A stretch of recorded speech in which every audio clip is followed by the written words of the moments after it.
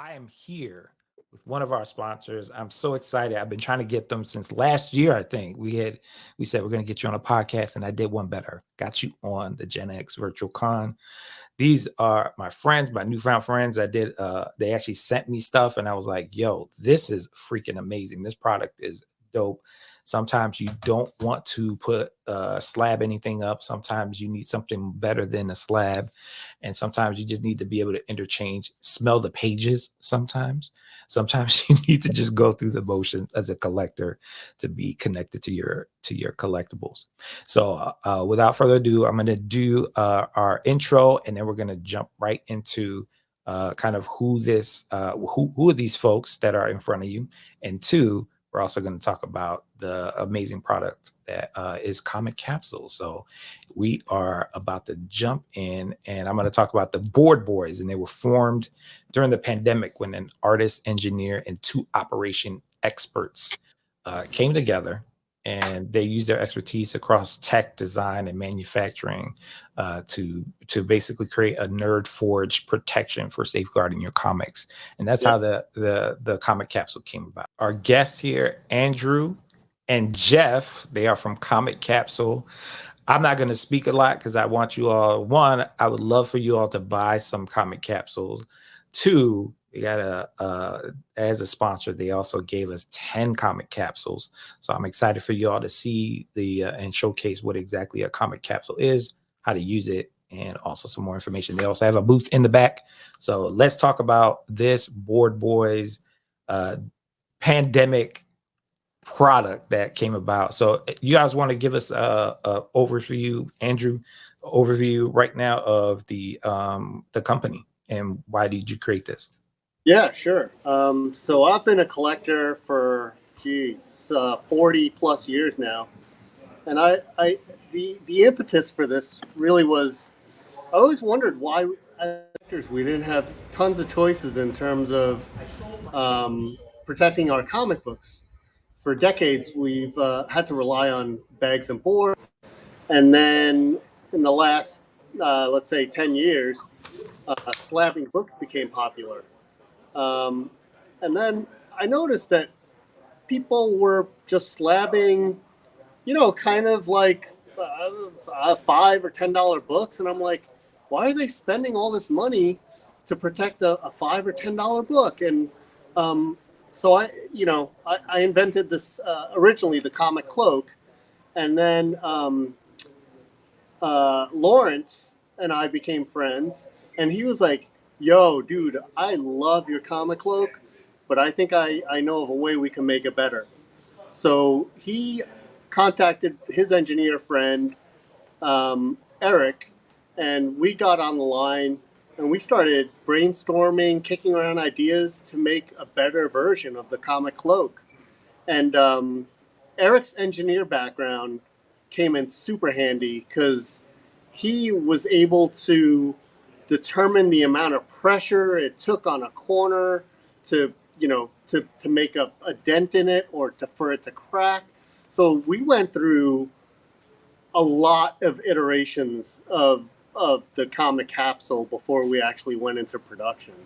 So that's kind of the quick summary of how the core of Board Boys was created. And Jeff and I have been friends for years through the comic book groups on social media. And, Jeff was a big proponent of the comic cloak, and now has joined the Board Boys team in helping us promote Capsule and other things that are on the roadmap. Awesome. So Jeff, this is kind of like the baton back to you. Why don't you talk about your involvement with the company and this relationship?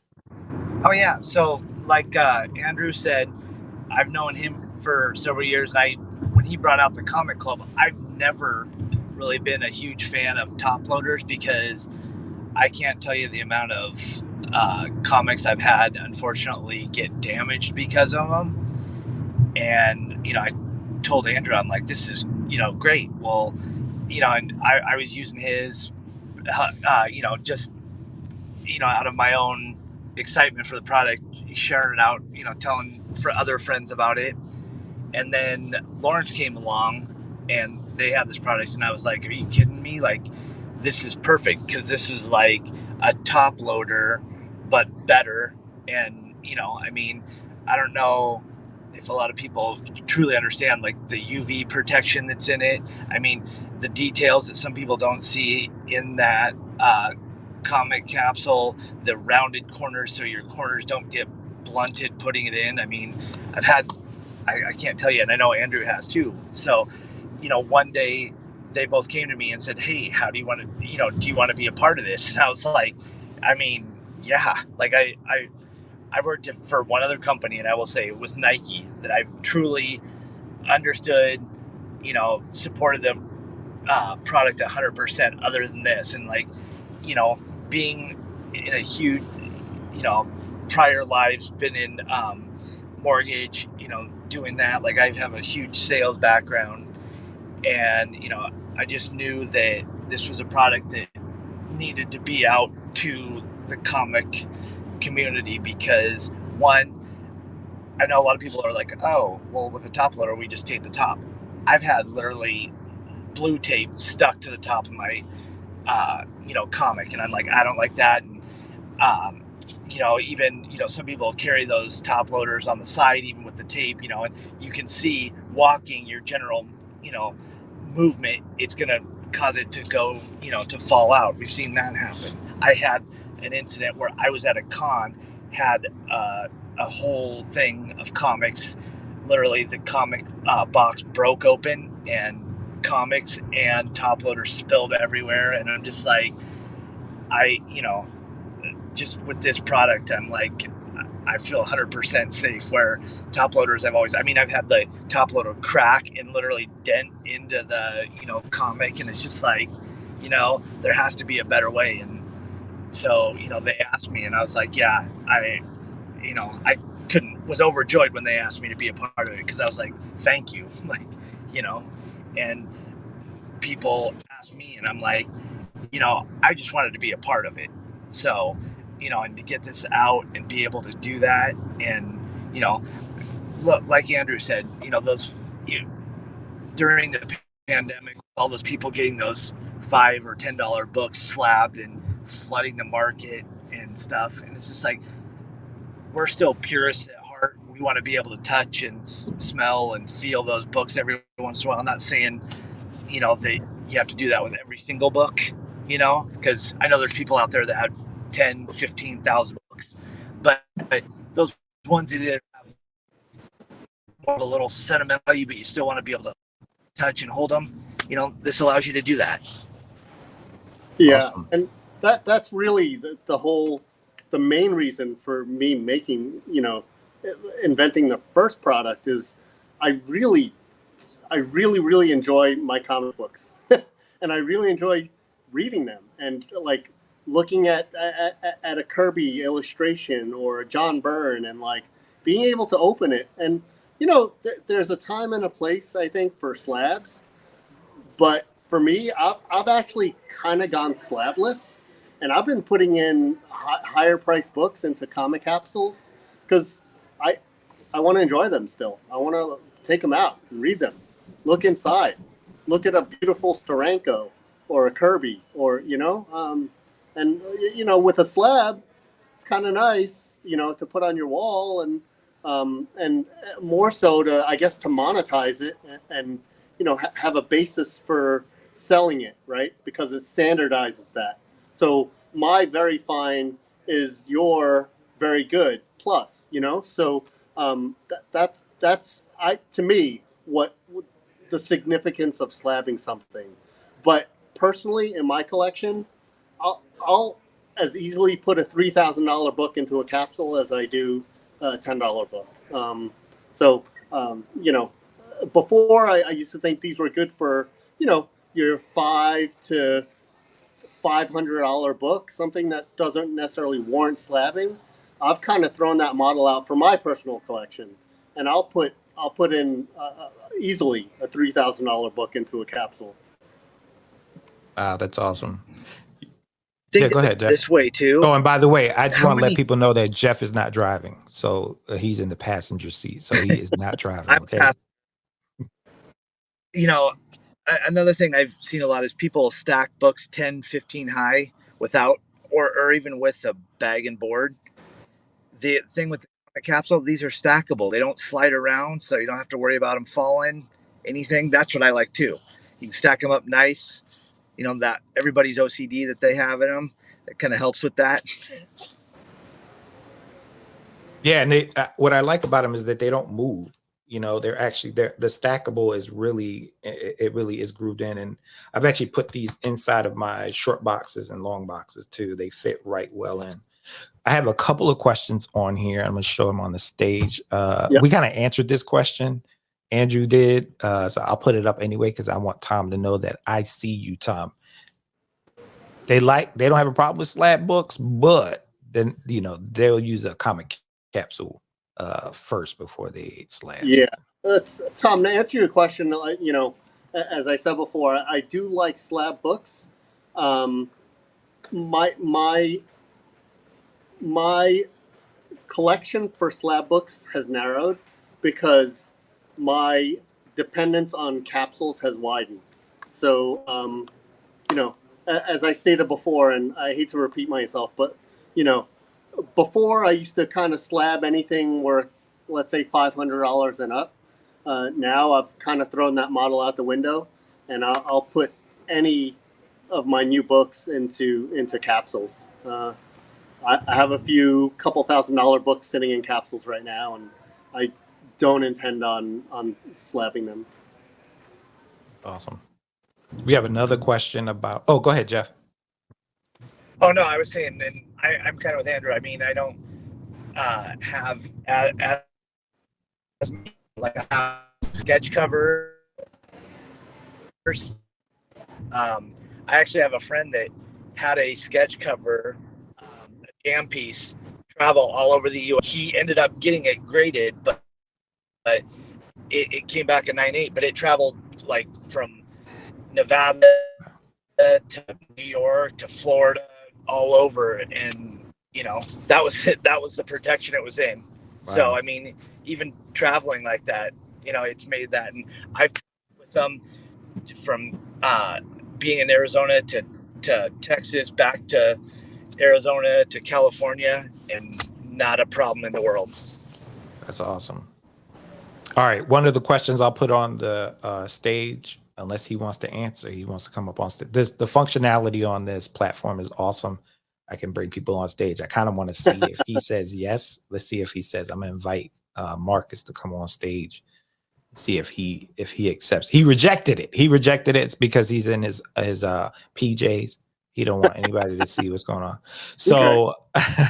So silver or modern options. Are they options for this, or what does one size fit most type situations? Yep. So the current one that we have out right now fits moderns with most bag and board. Imminent in the next few months is a silver size coming out. That being said, the modern actually does hold silver without bag and board. So for those of you that are, you know, kind of want your comics still in bag and board, hold out for a little bit. We have a solution coming out in the next couple of months that you'll be able to store your Silver Age books with a bag and board in a Silver Age size comic capsule. Oh, Emil, yeah. So right in the back is we call it a self-centering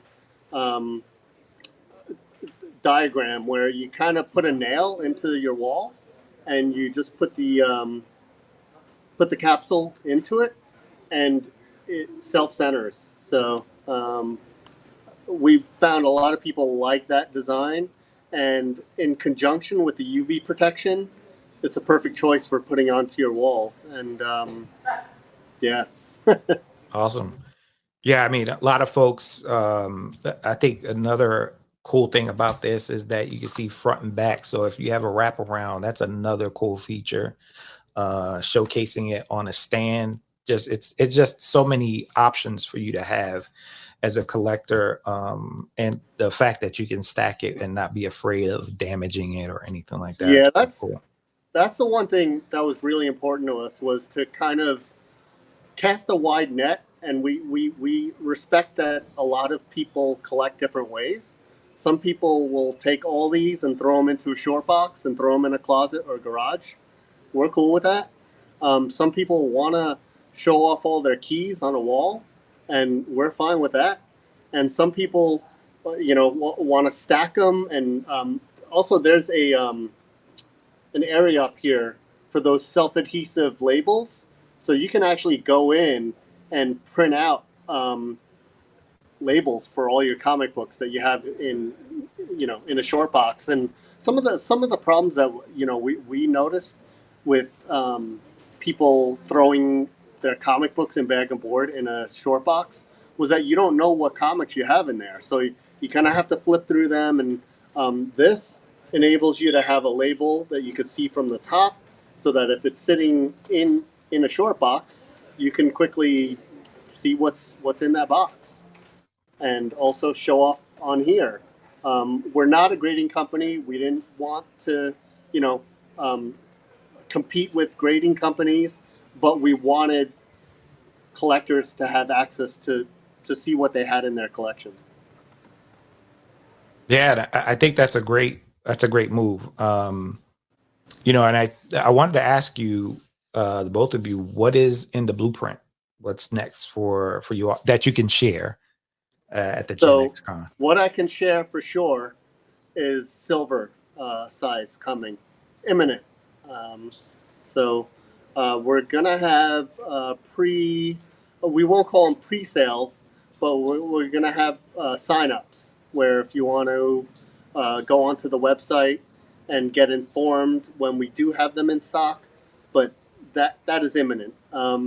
I can tell you we have a very comprehensive roadmap for what we as collectors want, hence we'll hopefully be introducing to the general public. But that I can't really talk about.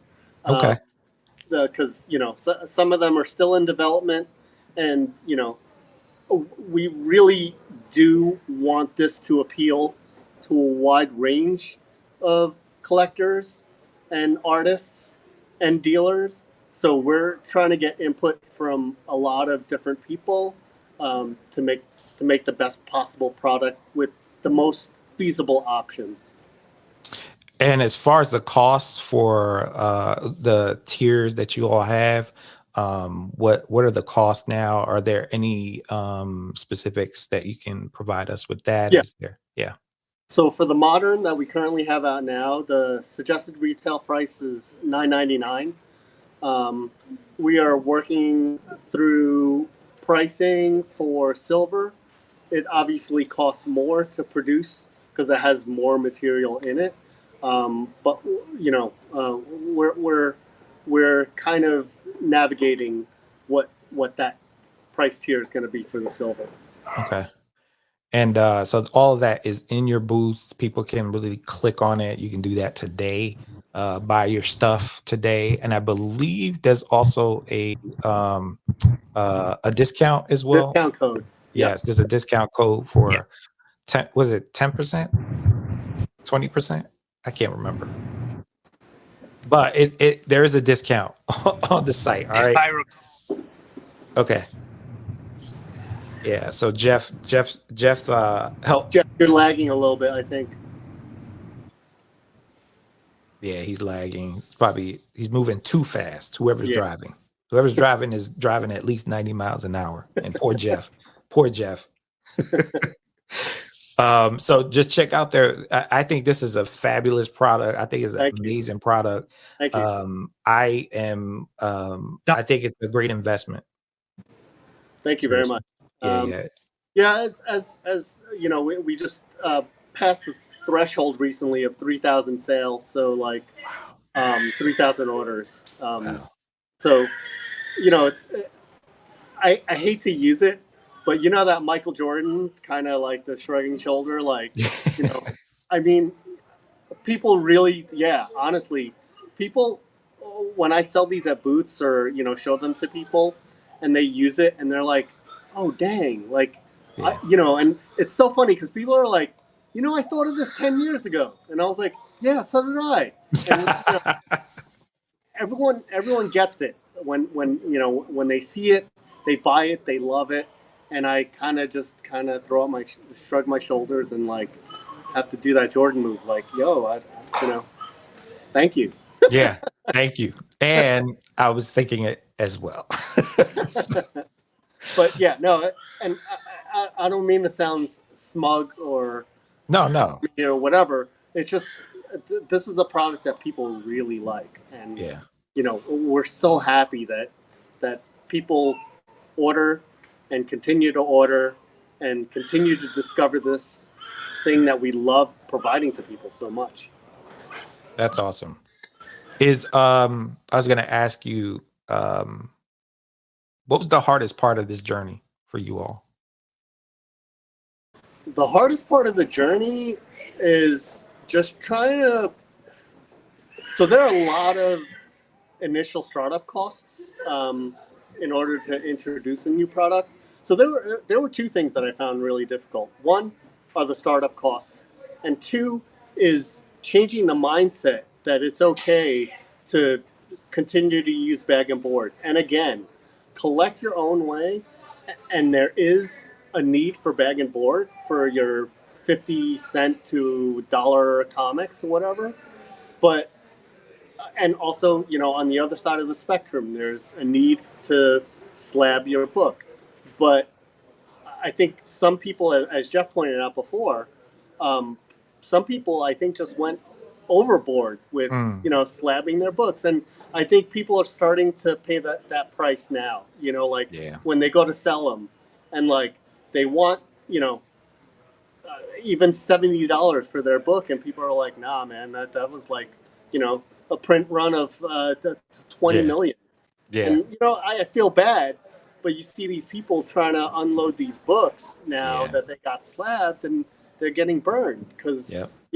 they sent in 300 books to get slabbed, and maybe 10 of them warranted getting slabbed, and Yep. now they're stuck with that the rest of those books. So Yeah. but to answer your question, the hardest part to me was that gating factor of the initial ramp up costs for that, and also to kind of change the mindset of like, hey, there's a need for a capsule in the market, and as we see with continued orders and continued support of this product and people buying it for the first time, like, oh man, this thing is great, and like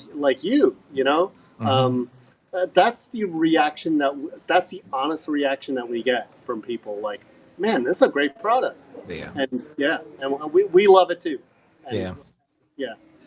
Yeah. So I thank you all for also donating 10 of these. By the way, I'll be giving them out. I think I'm going to give out as many as I can. I'm going to split it up. And then people who win certain ones, I'll have actual Rodney Barnes, who was here earlier. I just put his comic book in there that's signed as well. So Oh, nice. yeah. Yeah, we'll send you more. Don't worry. Okay. Side note that I'll say it too, as not that I'm a huge fan, but I go to enough being here in their offices here. Lady Death books, especially jeweled ones, they're great for comic capsules because they can't be graded and they look fabulous in the comic capsules. So I agree. I actually, the only other thing I was going to ask you is the scratch resistant on this. You want to talk a little bit about that really quickly, and what's the scratch resistance? We see slabs a lot of the time have issues with their encasement, but what's your engineering with that? Yeah. So the materials that we use in this are UV protected, and we use an extra coating on here so that if you do scratch it, all you need to do is just kind of buff it a little bit, and it should buff out. Cool. And buffing is not, using a buffing machine. It's literally just taking a rag and just kind of going over it and, making circular motion. That should take most scratches out. Cool. Well, like I said, I know everybody in here has been on the chat talking about how awesome this is, and they're looking to purchase some. Yeah, Marcus said it takes 1 second mistake for $100 book to be in the dollar bin. Yeah, Marcus. I have so many examples of that. From a simple tape pull from pulling out your comic, in a bag and board, to, as Jeff pointed out before, dropping something out of your top loader and it smashing the floor. Oh man, I thought, yeah, so many examples of turning $100 book into a dollar book in a second. Quick. Yeah. And then you're crying in the corner, shaking because you actually got it for a good deal, and now you gotta either fix it, have somebody, press it. That's it. And sometimes you can't. That is the worst feeling. Yeah, once you get that color break, dunzo. Yeah, pretty much. Or that roll because you have it in a bag and board, or that bend that occurs because it's not straight up and it's not flush. Yeah, those are heartbreakers. I've actually done that too many times. I've actually thrown away some books because they were destroyed that way. Pretty bad. And to what Jeff said, sometimes they, it's cardboard, so it's just gonna break open if you're carrying the bag. It's just, you just never know. So your high-end stuff, you want to make sure you protect it at all times. Especially the UV piece. If you want to display them, make sure that you have the UV piece in there. You're unless you have a different type of like Mylar or whatever, even UV protected, it's not the best a product at times. So and like really be careful with stuff that claim to be UV protected, because UV protected means that it has anywhere between 1% and 100% protection. Ours is 99% plus protected. So you want to make sure that you're not using like a really low grade protection, because that is literally almost like no protection, because UV rays will discolor penetrate. Book. So what I'm also hearing as part of the blueprint is that you're going to eventually have a comic capsule for human beings at some point.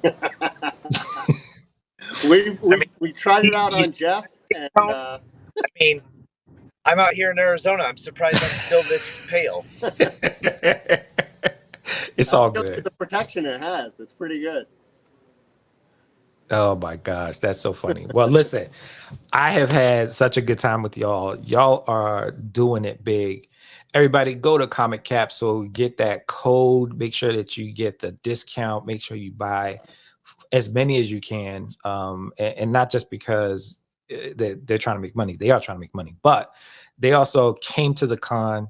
They came and sponsored. They also want to make sure that they get these into your hands because you sat here, listened to them, and we proved it. It's pretty freaking amazing. This is a great product. So, and I wouldn't steer you wrong. I'm not getting paid. This is no announcement. I'm literally making sure that y'all get all the protection you need. And it sounds like one of those commercials for a safe sex.